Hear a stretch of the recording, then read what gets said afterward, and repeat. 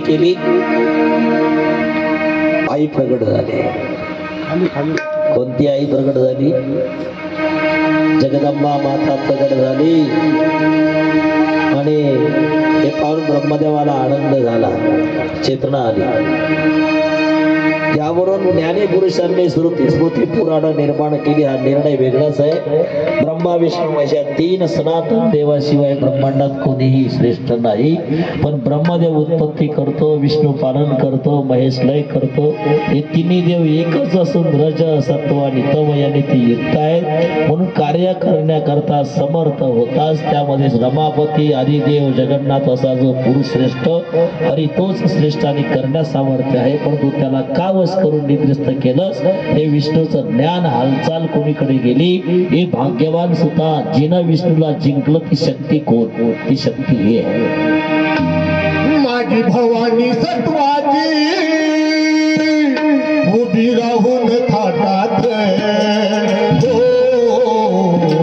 वाट पाहते भक्ताची तुळजापुराच्या घाटात, वाट पाहते भक्ताची तुळजापुराच्या घाटात,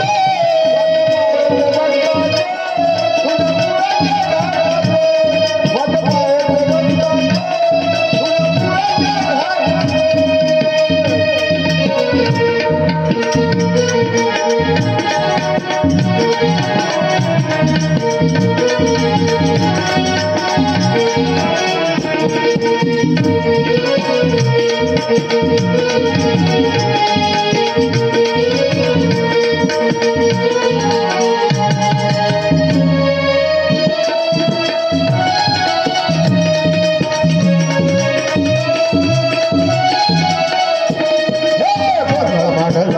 भक्ताची गोंधळ मांडला व गोंधळाई माझी भवानी आई व आमच्या गोंधळाला भवानी आई गोंधळाला जगदंबा तू पावले व आमच्या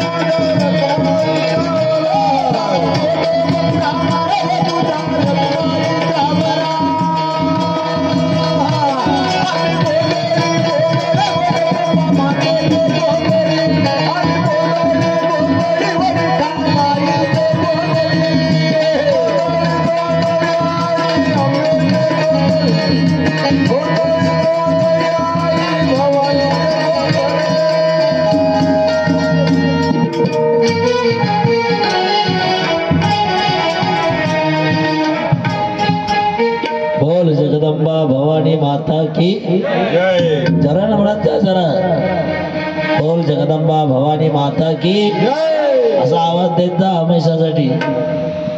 असं वाटतं खाल्लंच नाही तुम्ही आज काही वठ्ठा गिट्टा तुमचा नाही बसत ना आवाज, नाहीच बसून राहिला। म्हणून सांगायचं काय तात्पर्य, 5 मिनिटं घेतो फक्त आणि मग कथेला विराम देतो। म्हणून एवढं सामर्थ्य कुठून उत्पन्न झाली? एवढं सामर्थ्य काय?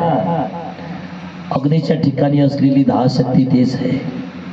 अग्नीच्या ठिकाणी धक धक करते ती शक्ती तीच आहे।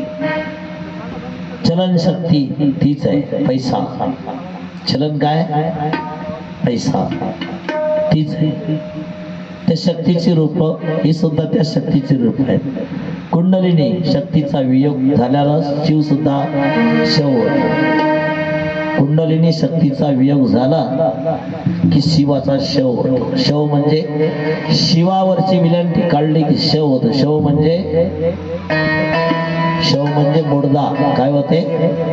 शव म्हणजे मुडदा. म्हणजे त्यातली शक्ती गेली की तो हालचाल करते का? नाही. म्हणून त्याचप्रमाणे ब्रह्मादिकापासून स्तंभापर्यंत सर्व चराचर प्राण्यांच्या ठिकाणी सामर्थ्य म्हणून जे आहे ते शक्तीचं स्वरूप आहे. शत्रू विजय गमन भजनादी कुणी सामर्थ्य असतात त्याला विद्रंडित आसक्त म्हणतात. म्हणून शुद्ध बुद्धीने युक्त असलेल्या पुरुषांना तिची उपासना करणं योग्य आहे. म्हणून देवीची उपासना करत चला. विष्णूच्या ठिकाणच्या सात्विक शक्तीचा वियोग झाला ना त्याला पालन. तिचं नाव मुक्ताबाई सुद्धा आहे. आद्यत्रय जननी देवाच्या.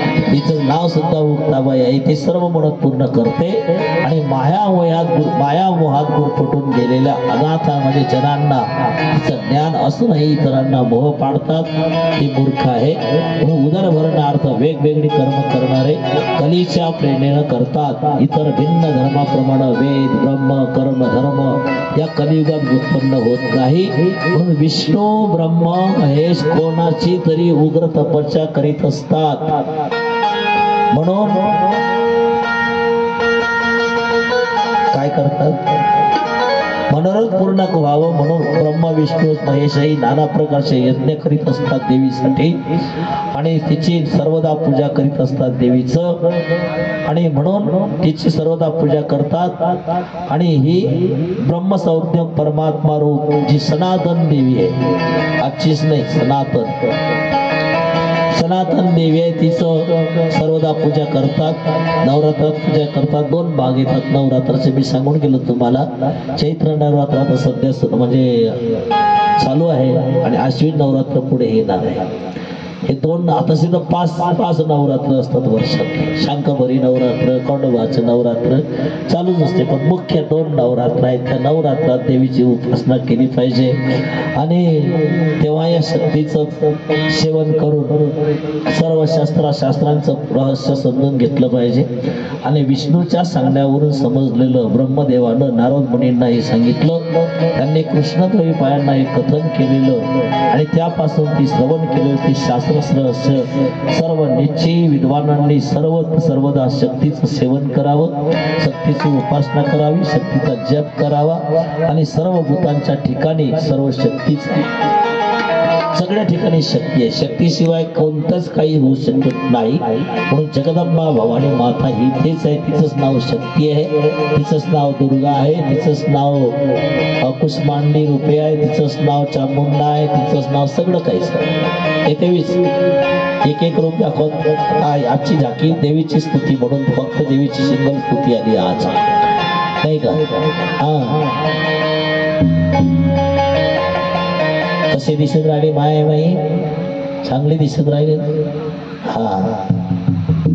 असं आहे देवीचं रूप. म्हणून सर्व शक्ती जगताचं पालन हरण करणारी सगळी तीच आहे. ब्रह्मदेवाला ब्रह्मा विष्णू महेशाला अनुमोदन करणारी तीच आहे. आपल्याला बुद्धीला प्रेरणा करणारी शक्ती तीच आहे. आपल्याला बोलवणारी शक्ती सुद्धा तीच आहे.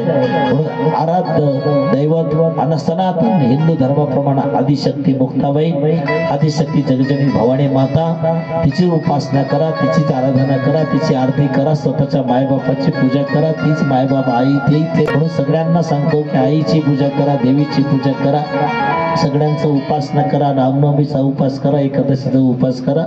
हे सगळ्यांनी कोणाला भुलायचं नाही. उद्या 11:30 वाजता राम जन्माला इथं यायचं, हे कोणी भुलायचं नाही. पुनरपी सांगतो. म्हणून या जगदंबा मातेच्या चरणी आजची झालेली सेवा समर्पित करतो.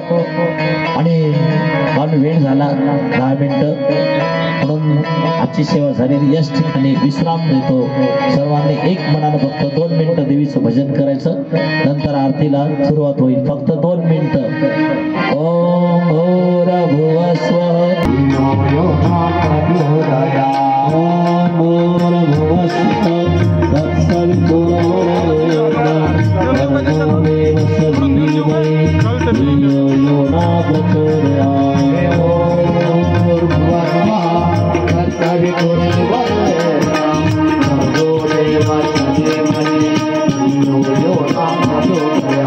Oh,